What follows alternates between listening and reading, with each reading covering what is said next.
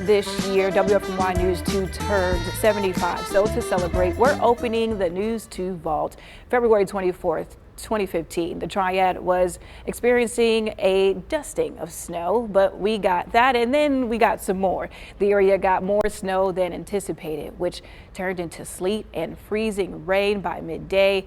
People around the city woke up to much more as the day went on. The roads looked clear, but they were really slick. Greensboro police responded to more than 97 traffic crashes by noon that day.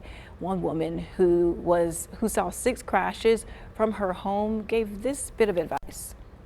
Be careful as you drive and stuff, because you only have one life. So, just try to watch out for others as they look out for you. She stayed inside. She said, "I'll talk to you all through the window." The snow was only the beginning. 2 days later, several inches of snow fell across the Triad, leading to more crashes and massive power outages.